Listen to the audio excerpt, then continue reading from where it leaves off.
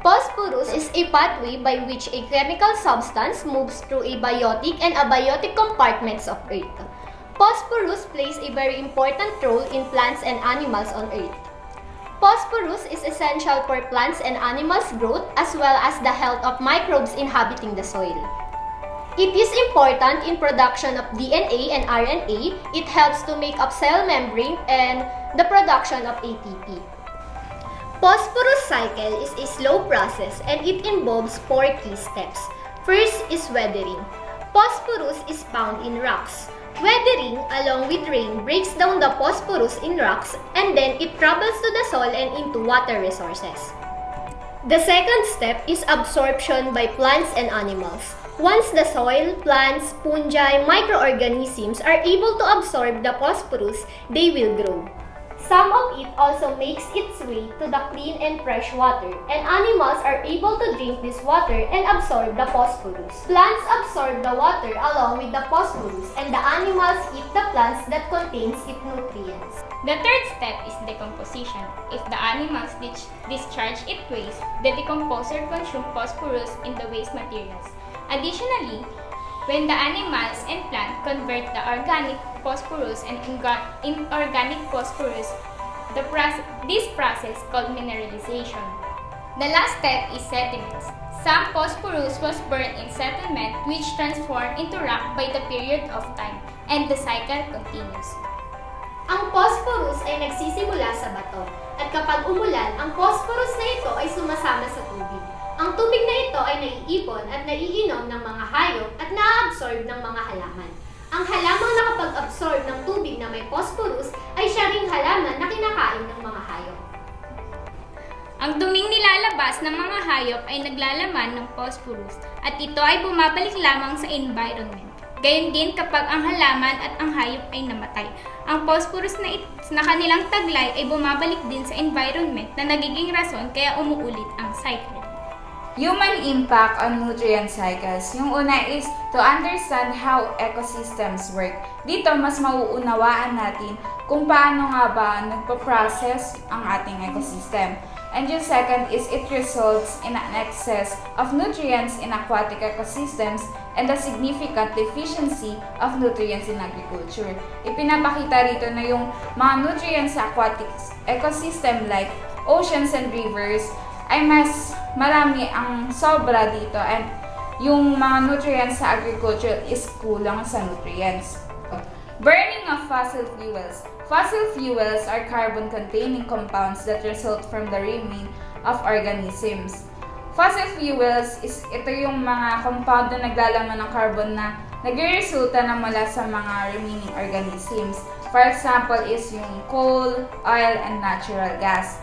So yung next is the fossil fuel combustion produces a significant amount of carbon dioxide into the atmosphere. So yung fossil fuel combustion ay gumagawa ng big effect ng carbon dioxide sa ating atmosphere na nagdudulot ng global warming and climate change.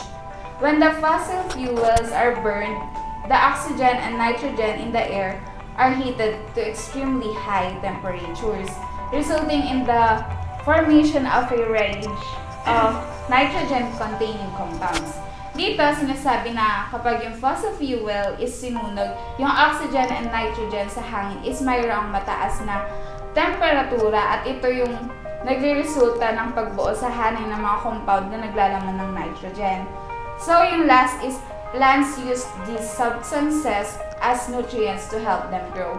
Yung mga fossil fuels is nakakatulong din para mas mapalago pa ang mga halaman natin. Yan. So, ang topic na naka-assign sa akin ay conversion of natural ecosystem to agriculture. Ngayon, pag-aaralan natin ano nga ba yung pinagkaiba ng natural ecosystem to agriculture. So, firstly, ano nga ba yung agriculture ecosystem? Ito yung artificial na project or artificial na process and modified and controlled siya by human nature. So dito nakapasok yung mga GMO, dito nakapasok yung pagpapalit ng temperature, ng soil, ng water, ng humid, ng light and wind. Sabi ng Global Climate Change 2021, agriculture ecosystem and dynamic and complex system of climate zone that include various factors such as temperature, precipitation, surroundings condition influencing the crop growth by either direct or indirect interaction with the crop plants and animals from that area, soil nutrients, and plant growth.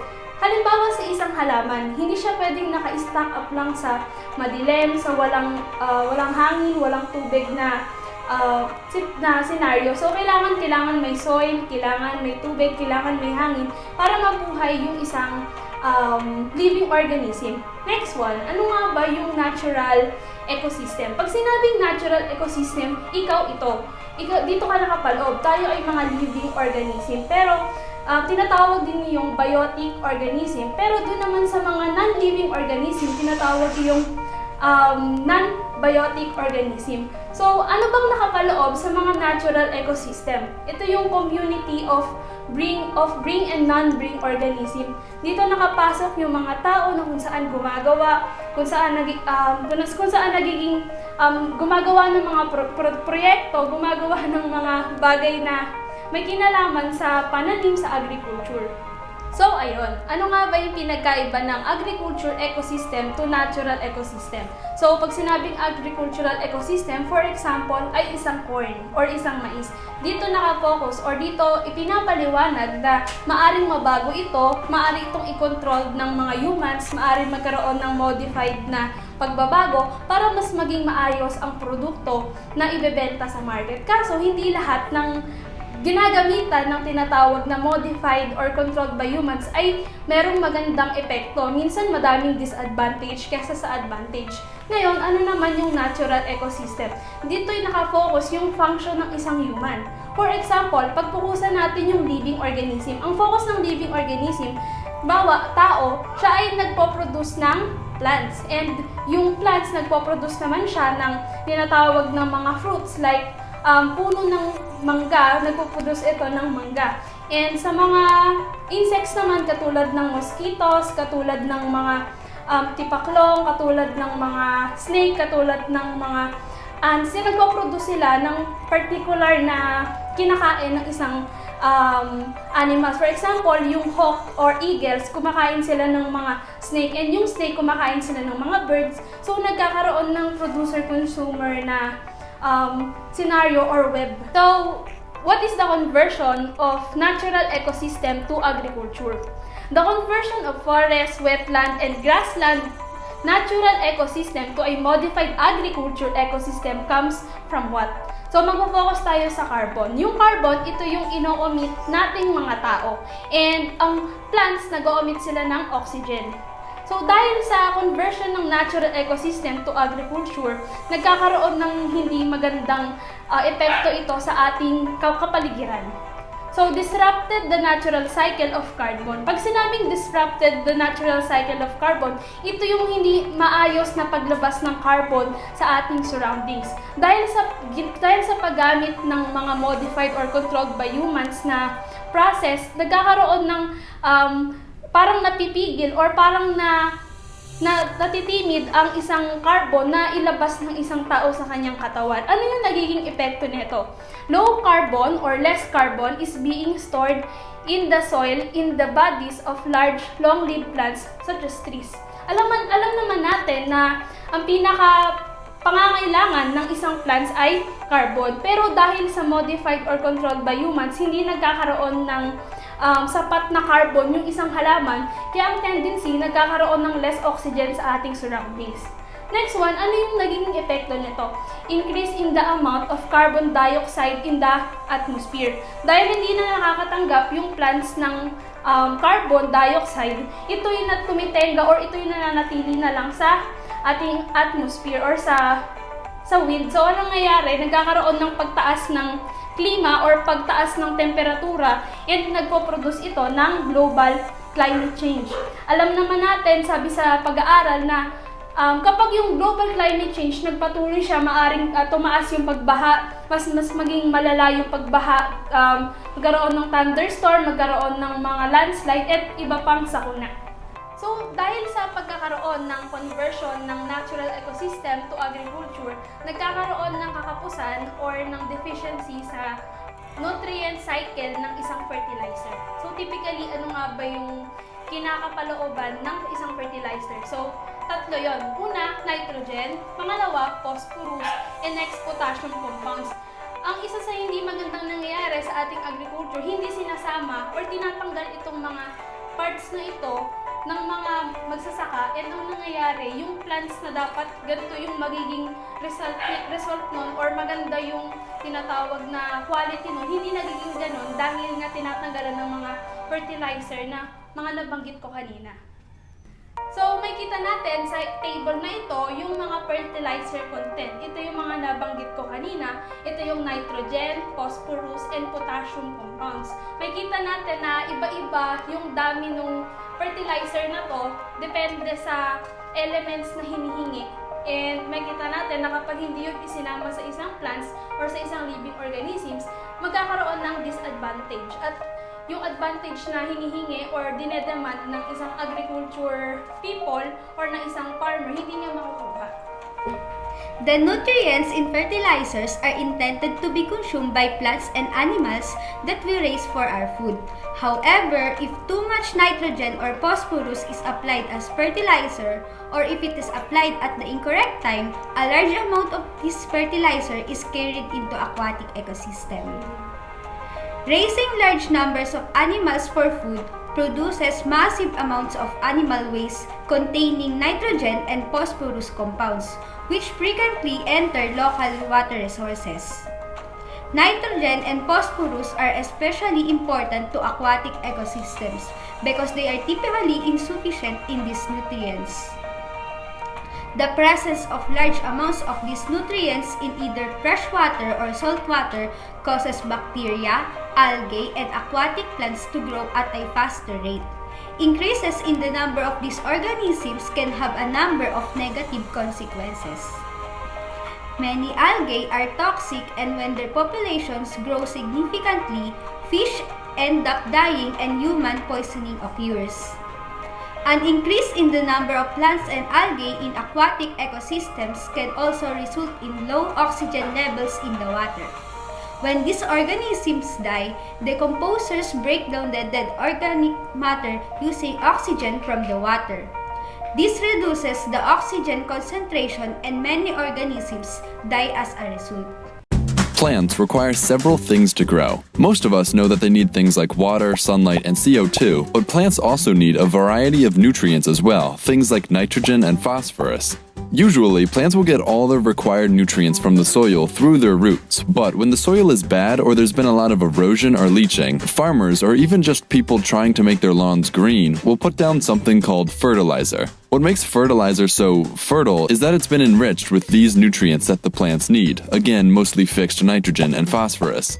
But plants aren't the best at soaking up every last nutrient in the soil, and it's also hard to gauge just how much fertilizer a field needs, as soil quality can vary drastically over short distances. To be safe, farmers will usually apply excess fertilizer to a given plot of land. Better safe than sorry, you know? But instead of staying in the soil for years, most of the excess nutrients will be carried away by the rain or other forms of irrigation. These nutrients mix with the water and find their way into bodies of water like ponds, lakes, reservoirs, and even the ocean sometimes. With all these nutrients added, the algae, phytoplankton, and even plants in the water do the same thing the crops in the field do. They grow. Well, actually, they explode in numbers. This is called an algal bloom, and entire lakes can become covered in layers of plant growth like this. To some, this might seem like a good thing. Plants are good for the environment, right? Well, not always. First off, this floating layer of algae forms basically an impenetrable roof on the water, not allowing sunlight through to the bottom of the lake.